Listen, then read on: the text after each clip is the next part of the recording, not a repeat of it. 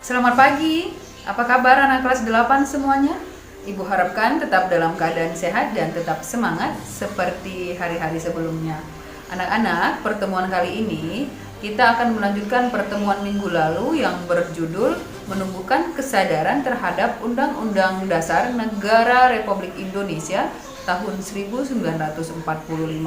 Kali ini kita akan melanjut ke bagian B yang berjudul Kedudukan dan Fungsi Undang-Undang Dasar Negara Republik Indonesia tahun 1945.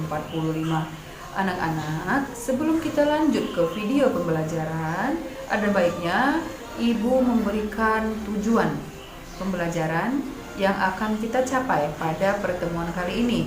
Ada 4 tujuan kali ini anak-anak. Yang pertama, kamu mampu mendeskripsikan latar belakang pembuatan Undang-Undang Dasar Negara Republik Indonesia tahun 1945.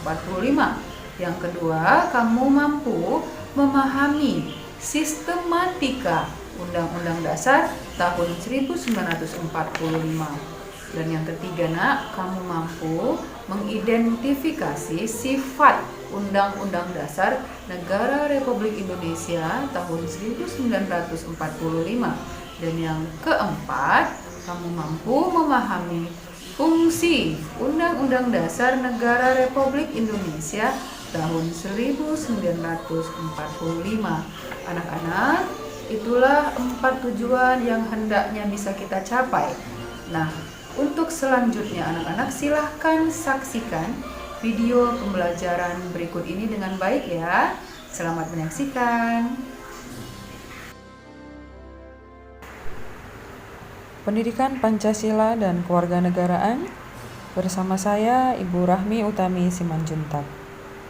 Anak-anak, kita masuk ke bagian B, yaitu kedudukan dan fungsi Undang-Undang Dasar Negara Republik Indonesia tahun 1945.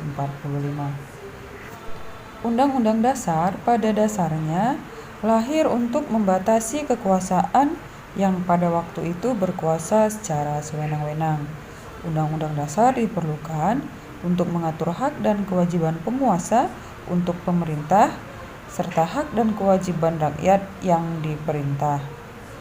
Undang-Undang Dasar diperlukan untuk mengatur jalannya pemerintahan. Jika suatu negara tidak memiliki undang-undang, dapat dipastikan akan terjadi penindasan terhadap hak asasi manusia. Alasan suatu negara memiliki undang-undang menurut pendapat Bryce: 1. Adanya kehendak para warga negara yang bersangkutan agar terjamin hak-haknya dan bertujuan untuk mengatasi tindakan-tindakan para penguasa negara tersebut. Yang kedua, adanya kehendak dari penguasa negara atau rakyatnya untuk menjamin agar terdapat pola atau sistem tertentu atas pemerintah negaranya. Ketiga, adanya kehendak para pembentuk negara baru tersebut agar terdapat kepastian tentang cara penyelenggaraan ketatanegaraannya. Dan yang keempat, adanya kehendak dari beberapa negara yang pada mulanya berdiri sendiri untuk menjalin kerjasama.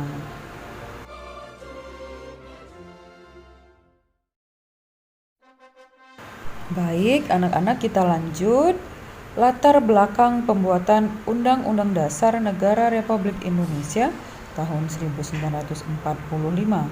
Berdasarkan pendapat Bryce tersebut di atas, motivasi adanya Undang-Undang Dasar Negara Republik Indonesia yang sekarang lebih dikenal sebagai Undang-Undang Dasar Negara Republik Indonesia tahun 1945 adalah adanya kehendak para pembentuk negara Republik Indonesia sesaat setelah proklamasi kemerdekaan Republik Indonesia, tepatnya pada tanggal 18 Agustus 1945.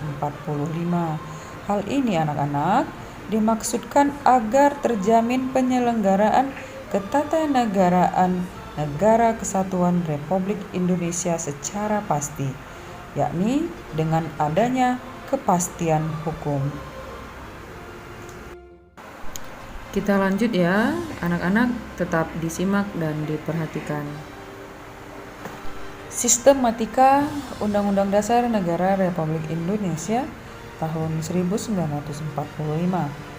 Undang-Undang Dasar Negara Republik Indonesia tahun 1945 adalah keseluruhan naskah yang terdiri atas pembukaan dan pasal-pasal, yaitu terdiri atas pasal 2 dan aturan tambahan. Pembukaan dan pasal-pasal merupakan satu kebulatan yang utuh, dengan kata lain merupakan bagian-bagian yang satu sama lainnya tidak dapat dipisahkan.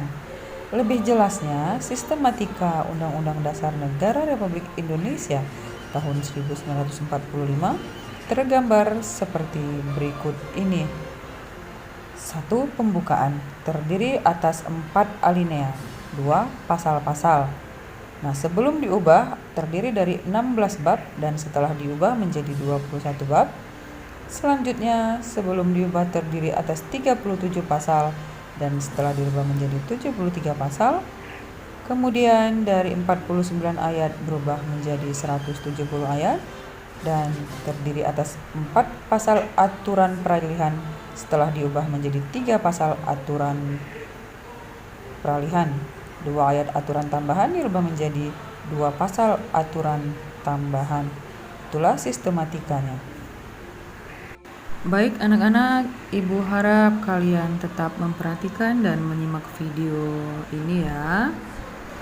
Dan yang terakhir anak-anak adalah tentang sifat Undang-Undang Dasar Negara Republik Indonesia tahun 1945. Sifat Undang-Undang Dasar tersebut adalah: 1. Tertulis. Rumusannya jelas, merupakan kesatuan hukum yang mengikat pemerintah sebagai penyelenggara negara maupun mengikat bagi setiap warga negara. Yang kedua, singkat dan supel, serta memuat aturan-aturan, yaitu aturan pokok yang setiap kali harus dikembangkan sesuai dengan perkembangan zaman, serta memuat hak-hak asasi manusia. Yang ketiga, memuat norma-norma, aturan-aturan, serta ketentuan-ketentuan yang dapat dan harus dilaksanakan secara konstitusional. Dan yang terakhir adalah merupakan peraturan hukum positif yang tertinggi, juga sebagai alat kontrol terhadap peraturan perundang-undangan yang lebih rendah dalam hierarki tertib hukum di Indonesia. Demikian, terima kasih anak-anak semua. Nah, bagaimana anak-anak?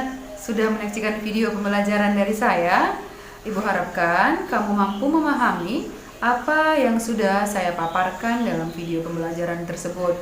Terima kasih anak-anak sudah menyaksikan video pembelajaran dari saya. Sampai ketemu minggu depan dan selamat pagi. Terima kasih.